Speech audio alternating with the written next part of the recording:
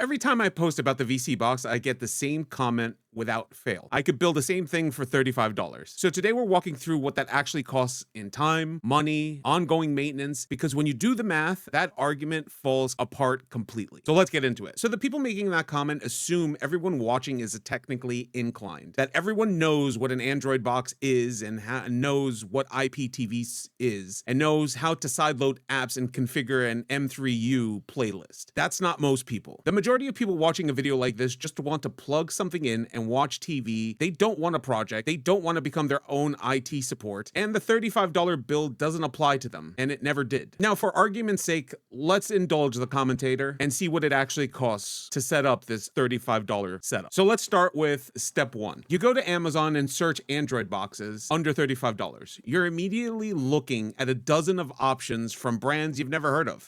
Different chipsets, different Android versions, varying Play Store access. Now, if you're technical, you're probably done in 10 minutes. And if you're not, you're reading listings and reviews for at least 30 minutes before you feel confident enough to buy. So 30 minutes. Let's move on. All right. So you have your box. Now we need to find an IPTV service. This is where it gets real. IPTV services don't advertise on Google. They live in Reddit threads, Discord servers, and Telegram groups. And half the information you find is outdated, half the links are dead, and a chunk of what is left is just spam. You're digging for something that is still active, has channels you want, and isn't going to disappear next month. And here are some of the things that people like to gloss over. You're signing up through a website that isn't exactly Netflix. You're potentially handing over your payment information to a provider that you know nothing about. And some of these services are linked to data harvesting and phishing. And just to be clear, that's not a scare tactic. That's documented. So on top of the time invested, there's a real security risk that most non-technical people won't even think about until it's too late. Now, for a non-technical person starting from scratch, generously, let's give them about anywhere from 1 to 3 hours to find something and sign up for something. Now, I'm going to put a little asterisk here. Now, for anyone that says just use one of those all-in-one apps, it's way easier. Yeah, those do exist and they do work until they don't, right? Those apps are built by individual developers and they're one cease and desist away from disappearing. And then they end up never getting updated and the developer moves on. They're usually the popular flavor of the month. The M3U and the EPG framework we're walking through is an actual standard method. It's how it's kind of always worked. Okay, so now you have the box and you have a service. Now we got to get them to work together. Now that's its own process. Most IPTV services don't have a Play Store app. So you're either sideloading an APK manually, using a downloader tool to pull from a URL, or using a third-party player like TVMate or IPTV Smarters, and connecting your service to it. Now each method has its steps and ups and downs, and here comes the fun part. Then you need to configure the EPG,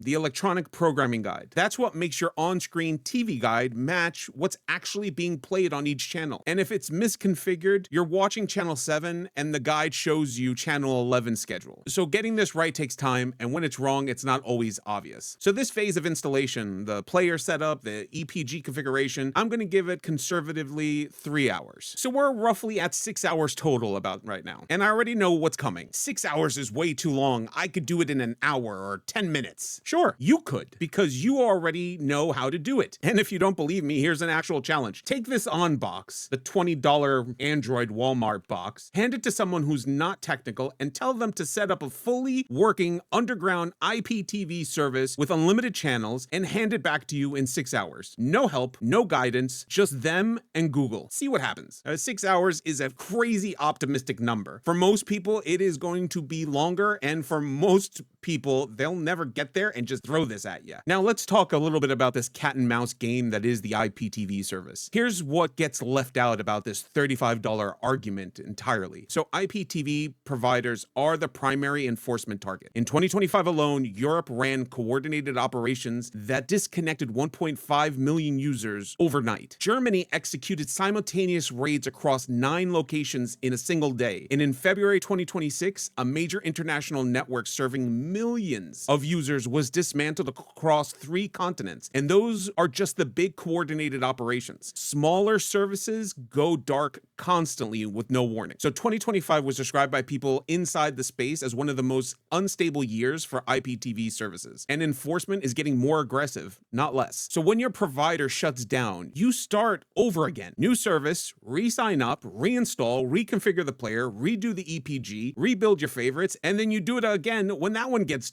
shut down. This isn't a one-time setup cost. It's a reoccurring time investment on an unpredictable schedule, indefinitely. So let's put all the numbers together. The box is $35. The IPTV service is anywhere from $5 to $15 a month. So you're about $50 up front. But the setup takes about 6 hours at $50 an hour, conservative for most working adults. That's around $300 in time. Add the hardware and the first month of service, and you're sitting at $350 before you've even watched a single thing. You're already in vSeeBox money. Now, if you value your time at $100 an hour, you're already at $650 out of the gate. And here's what really kills that argument. If the person leaving the comment was going to build this setup for someone else as a service, they would charge their time. Minimum a couple of $100 for the setup alone, which means they would be charging the same price vSeeBox is charging anyway. The only reason it's $35 is because they're not counting their own time as money. But time is money. That's literally the entire point. All right, so what are you actually paying for? So the vSeeBox retails from anywhere from $300 to $450. And the hardware is not the value. It's the heat applications that come preloaded on the device. And here's how they actually work under the hood. When you open the Heat app, it connects to a backend server through an encrypted connection. The server isn't just authenticating you, it's sending back a live list of active IPTV provider endpoints, which providers are up, which providers are down, and where the fallback streams are. So when the IPTV provider gets taken offline, as we talked about, you don't have to do anything. The app queries the backend, gets an updated provider list, and automatically routes you to the new working stream. No reconfiguration, no hunting for new service, and no redoing your EPG. It just switches. So that failover is built into the system. And the connection doing all this, it's encrypted end to end. You can't see what's being exchanged without doing a full TLS interception. On top of that, the backend is deliberately designed to look like something completely mundane to anyone monitoring network traffic, so it doesn't raise red flags. And that's the real product. It's not the box. It's the backend infrastructure that handles everything automatically so you never have to touch it. There is no M3U URL to enter, no EPG to configure, no third-party player, no side loading, and when a provider goes dark, which they do regularly, you never know it happened. That is what the price covers. Listen, if you're technical, the DIY route works for you. Nobody's saying it doesn't. Now, for most people, the people who just want to watch TV, the time cost alone closes the price gap. And that's before the first provider even shuts down. They have to start over again. And the $35 box isn't $35 once you do the math and break it down. Anyway, guys, I hope you enjoyed. In the next video, we're really going to get into the weeds about the security of the vSeeBox. Take care, guys.